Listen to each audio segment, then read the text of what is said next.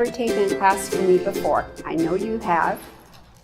Oh, you're all new to me. Oh, you're going to have such a great time. This class I've been teaching since 2009, and we've had over 400 people take this class. And of the 400 people, they remember me. I was in the post office, and I was sending a certified mail, and the postal clerk said, "Oh, you're that lady I took a class from you." And I said, because I just knew it had to be that, and I said, "So can you park your car in the garage now?" And she said, "One of them." And I said, "How long ago was the class?" And she said, 4 years. And I said, "Well, that's a start," because before she couldn't park any cars in her garage. So one of the things that we tend to forget is the value. The most valuable thing you own outside your house is your mode of transportation, because basically you're not going to do anything without it unless you call Uber. And my thing is that I figure by the time I reach 80, my kids should give me a lifetime membership for Uber, and then they'll never know where I've gone. They'll have to call Uber. "Has anyone picked up my mom today?" "Well, let us see. Yeah, she's in Reno this week." So they think I'm joking about that, but I'm not really.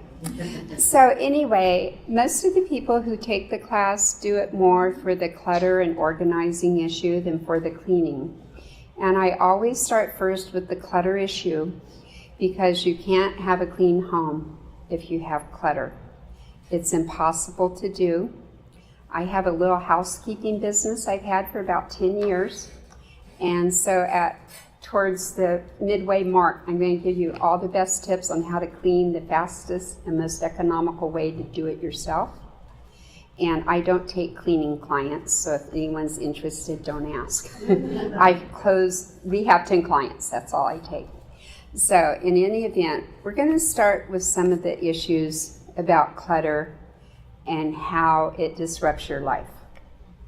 The one thing that everyone in this room has that's in common with everyone, no matter how rich they are, no matter how poor they are, we get 24 hours in a day. And I personally don't like to waste my 24 hours taking care of stuff I'd rather not be involved with. So what I hope to give you tonight is a really good learning tool, so you can start devoting your time to the things you enjoy doing and not sitting around feeling guilty about the things you're not doing. And the issue of clutter is like trying to eat, instead of an elephant, because I love elephants, it's like if you were going to eat, say, a bear. We'll leave Bambi's mom out of this.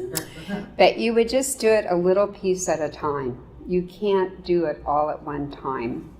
And I've had a lot of students or people call me for help, and they'd say, "I'm going to take a week off and do all of it at one time."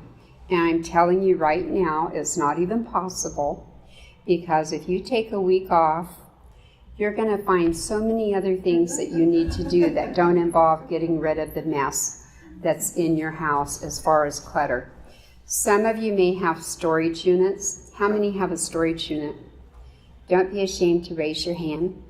I had a man who confessed to me after class once that he had 4, and he didn't want to admit to that in class because he was embarrassed. So the issue with the storage unit is many times there's things in there because you didn't want to go through them at the time, so you thought, "I'll put them in a storage unit." Those of you that don't have a storage unit, if you have a garage, I'm willing to bet inside that garage, it's starting to look a bit like a storage unit. And that's another thing that you don't really want to have to face. Clutter will expand to meet all the space that you will give it. There's no limitation to where clutter will go. So your time is your biggest enemy. Well, not your enemy, it's your equalizer. And we sure don't want to spend all of our time doing things like that. So what I like to tell people, the other reason people get a lot of clutter is sometimes they're perfectionists. And they have this attitude, well, if I can't do it right, I'm not going to do it at all. And I'm here to tell you there's nothing wrong with imperfection. As a matter of fact, I strive for good enough.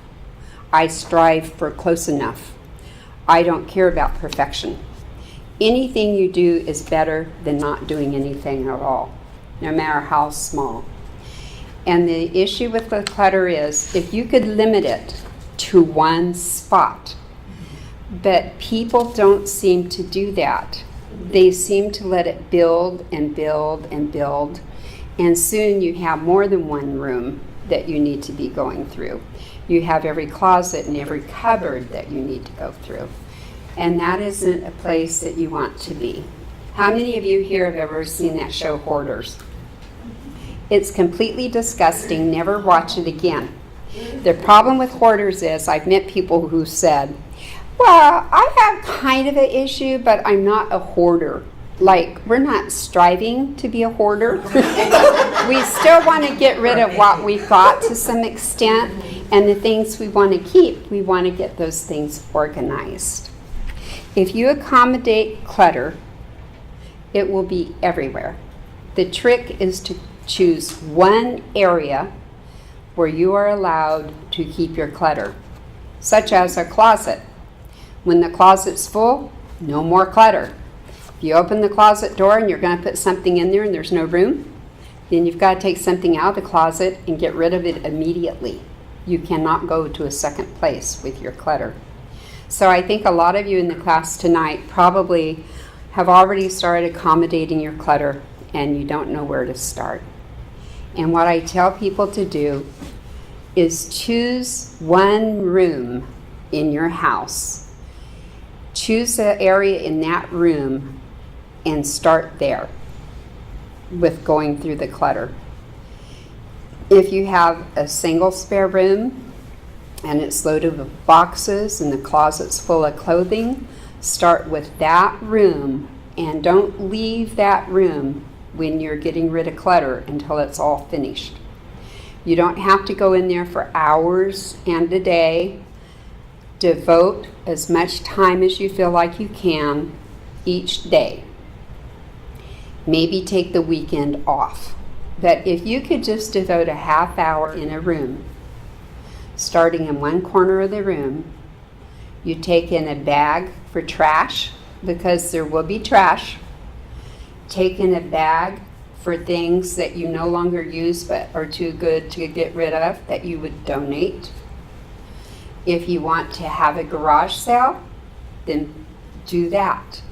But the thing about a garage sale is you need to be very specific. You need to give yourself a target date and don't vary from that day. If you want to give yourself 2 or 3 months, put it on the calendar. In 3 months on Saturday, we're having a garage sale starting at 8 a.m. and we'll be done at 6. And anything left over at the garage sale, if no one bought it, it can be donated if it's in working condition, and if it's clothing, if it's not stained, if it's not ripped, if it's not missing buttons, if it has no broken zipper, you may donate it. I had a student tell me, well, I've done garage sales and some of it's just junk, and if people don't buy it, I donate it.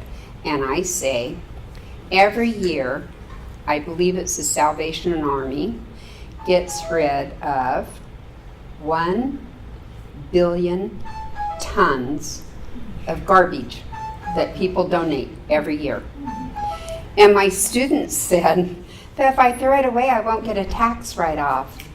And so I said, oh, so we should give you a tax write-off rather than you throwing it in the garbage where it belongs. And she says, well, if you're going to put it that way, maybe I should just throw it away.